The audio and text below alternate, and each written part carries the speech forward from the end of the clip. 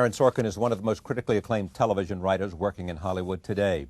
After flirting with a career in acting, he found that his true calling lay in writing. In his late 20s, he penned A Few Good Men for the stage. Later, the film version would go on to earn 4 Oscar nominations, including Best Picture. In recent years, his work has brought political themes to the mainstream. While writing The American President in 1995, the idea for a television drama was born. Last month, The West Wing won 9 Emmys, including awards for Best Drama and Best Writing. The show's season premiere attracted 25 million viewers, and here is a look. Joining me now, Aaron Sorkin, the creator of West Wing. First of all, congratulations. You had a great premiere episode. Yeah, it was more than we ever could have hoped for. It was phenomenal. More people watched us than watched Who Wants to Be a Millionaire, and I didn't think that was possible. You know, I should mention in the clip that you just showed, so people who know that Martin Sheen plays the president don't think what's the president doing in the middle of O'Hare Airport. That clip was from the season opening 2-parter, in which we go into extended flashback sequences and show to 3 years ago and show how all these people came to the campaign in the first place. And he is in that scene a former governor of New Hampshire. And nothing. When you created the president, what was in your mind? The president of the West Wing. Yeah. First of all, originally when I thought about the show, I didn't think I was going to have a president on the show. I thought I really wanted to write a show about the senior staffers. I thought the president is really going to kind of take up all the air in the room, and it's going to become about him. But then in thinking about it, I thought, gee, this is going to seem awfully hokey. We'll kind of always have just missed him as he goes around a corner. We'll see the back of his neck. It's going to be silly. So I just had him come in really the last 3 minutes of the pilot episode. You've almost forgotten that there's a president in this White House someplace, and Martin Sheen makes his entrance. And in fact, when we hired Martin, the plan was, in fact, I think the deal was that he would do 4 out of 12 episodes, that kind of thing. The president would be a recurring character on the show. But we all had a great time making the pilot, and we said, Martin, how about we make this a full-time job, and you do this every week? And he said, sure. Yeah. And we did that. But in terms of what I had in mind, and I tend, by the way, not to have a lot in mind. There really isn't much planning that goes on. I don't do outlining. I really don't put index cards up on a bulletin board. I'm kind of feeling my way in the dark a little bit. But by and large, it's my father. It's your father? Yeah. In many, many ways. My father is very romantic about doing the right thing, and he is he's also a bit of a pain in terms of learning. He's the kind of father who, when you were doing your homework and you went to him to ask him how to spell a word, he would bring the dictionary over, and now you had to learn the etymology of the word and the Latin root of the word, and really you just wanted to learn how to spell the word. So Martin's character Bartlett, is also a teacher in this, and will tend to drive the staff to distraction just with facts that he wants them to know, whether it's about national parks or the Latin word for yam. Okay, forgive me, Mr. Sorkin. Is your father alive and well? Yes, he is alive and he's well. He's a copyright expert for Time Warner. And oh, that's right. I knew that. Yeah. Now, what does he think of the character modeled after him? Well, to be honest with you, I'm not sure that he knows that the character is modeled after him. You have never said this before? He certainly will now. But I will guarantee you he will. There'll be a tape in the mail this afternoon to Time Warner saying, by the way, sir, are you getting your royalty? And that's what he's going to insist on. And he, by the way, because you, after all, have copyrighted your name and personality. That's right. And he, I've enjoyed so much watching my father enjoy my career. When back in 1989, when A Few Good Men opened on Broadway, he takes the train in from Scarsdale every day to Grand Central, and then goes to Rockefeller Center to go to work. He would walk every day, blocks out of his way, just to walk by the marquee of the theater. So it absolutely fills me with joy. Just to look up and see. Exactly right. But he, goes around the world testifying and arguing against artist rights because his client, Time Warner Inc., insists that he does. And he's often asked, you know, Mr. Sorkin, how would your son feel about this testimony? And he goes, my son is fine. It's his mother that I'm going to be in trouble with. Yeah, what did she like? Well, she's terrific. She's a retired public school teacher here, and it's really between the two of them who and I have an older brother and older sister, and they're both lawyers, and the three of us really grew up in a culture of education is terribly important, and being a mensch, whatever it is that means to you, you have to try and do that. You have to try and do right. Are you just telling a story here, or does this have a message? Does this say something about democracy, something about the way power ought to work, and something about the values that we can hope for? Well, I think that we have to hope for a lot, and I think that we have to try for a lot, it's probably no secret to anyone who's watched The West Wing, to anyone who saw the film The American President, that right. I grew up in kind of an FDR right. Family, and I'm asked often, in fact, did I ever consider making this White House a Republican? And it probably wouldn't have made that much difference to the storytelling, except I wouldn't have been allowed back at my parents' house for Thanksgiving and family get-togethers. Okay, but what's the difference in your president and the American president's president? What's the difference and Michael Douglas's president? Well, you know, The American President was a romantic comedy. They obviously, you know, they share a lot of similarities. They both, and you know what, this is true for almost every character in every story that I'll write. I'm not so much interested in the difference between good and evil, between bad and good, as I am the difference between good and great. That usually the people that will meet, you know, whether it's Tom Cruise in A Few Good Men or Michael Douglas in The American President, any of the people in The West Wing, they're all fine people. You like them, as I say, you'd want to have them come over for dinner. They'd never intentionally hurt anybody, but chances are their flaw is going to be that what they've got right now they want to protect, and they don't want to take a risk to do better.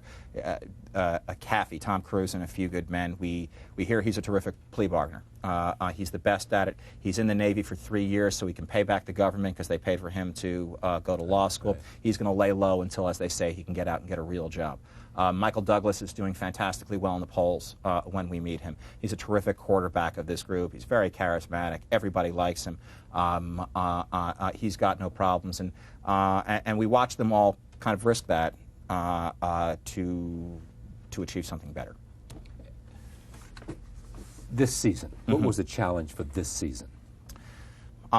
There were quite a few challenges for this. The recent success that The West Wing had, I don't think any of us saw coming, and it began with last May we got the Peabody Award, and then the television critics gave us Program of the Year, and with the Emmys, you know, we were crossing our fingers hoping we'd be invited to the party, and we ended up breaking the record for big shootout with The Sopranos. That's right, and then this the premiere of The West Wing. Again, we didn't know if any of those things would translate into viewers. There was a lot of competition that night. A lot of shows were premiering, so we honestly, I thought it was a typo when they faxed me the numbers. The challenge always. What was the market share? It was 26 share. 26 share. I am. It's a little over the quarter of people watching television were watching The West Wing, and which is, needless to say, much more than we've ever done. Unless there is some freakish stampede of an audience to another show before the end of the week, we'll end up the #1 show. And actually, we'll end up #1 and #2 because it was a 2-part episode. The second part edging out the first part by about 35 viewers or something like that. I got a big question for you, but first, take a look at this. This is a scene from the premiere right here. Now, what's interesting about that is that clearly I mean, you can't create more drama. I mean, this is like JR. Yeah. You know, I mean, you know that's a surefire attention getter. Well, it was a surefire attention getter, and some of the attention not what we had hoped. You know, the season finale last year ended. The last 2 minutes were unlike anything else in the previous 22 episodes. The president and his group, basically the cast of our show, leaving a building in Roslyn, Virginia, after a live nationally televised town hall meeting, are shot at from a window in an office building across the street. And in a show that basically is about people in rooms talking to each other, in nice rooms talking to each other. It was a moment that I think surprised fans of the show because it was physical and violent and odd for this show. But I think also just because the show had and it ended with us not knowing what had happened. We went to black very quickly after the gunshots. We hear wait till next season. Exactly right. And I think that that there were people who felt that just doing a cliffhanger and one, you know, so reminiscent of Who Shot JR was somehow beneath that would be the your West first Wing. instinct. And I was so pleased to discover that something can be beneath me. I didn't even know I had gotten there. But I also knew that it was actually the one thing in the entire season that I had planned in advance because I knew where I wanted to get to. In other words, I knew that I wanted to start the premiere this year about 60 seconds after the finale had ended, and I wanted to be able to go into these flashback scenes, and this is how I was going to do it. In terms of flashbacks, in terms of a whole lot of things about the development of a life. Absolutely, yeah. When I say flashbacks, that's actually usually a bad word in storytelling, and this is where the comparison ends. But it's more like Godfather 2. We're telling two parallel stories at once, one 3 years ago. Speaking of that, who influences you in terms of what you're doing? Aside from the obvious Shakespeare and Odette and O'Neill and David Mamet has been a huge influence on me because of the power of his work. Power of his work, the power of his. I love dialogue, and I'm not a pure storyteller, and I get very nervous with plot. I always feel like it's going to seem phony. I'm moving a boulder along, and this is ridiculous that this would happen. Then, and I always think of plot as sort of this necessary thing I have to do so I can write dialogue, so I can sort of write crackly but that's fascinating because I think of people like Clancy and those guys who are very popular novelists. What they seem to have more is just storytelling rather than dialogue. That's the thing, and Clancy does, and Stephen King, and these are guys who you just know. When they were sitting around a campfire, they were the ones telling the stories, and I got a million of them. And let me tell you, and I'm not that guy. I really don't have a lot of stories, and it's a struggle for me. Are you the guy that would, if you were having a conversation with somebody, would have a wonderful one-on-one conversation because you're curious about people and you're interested in what makes them tick? And I am. I like people, and I am curious about them, and I like conversations. But I have to tell you, in the last few years, I've found more and more that I'm most comfortable more comfortable writing a conversation than I am having one, because I always find myself, as I am now, thinking, gee, this is terrible. If I could write this conversation that I'm having with Charlie Rose right now, and he could just put it on a screen crawl, and I could polish it up a few times, people would be much more impressed with me than they are right now. I always want to do a probably been much more impressed with me, too.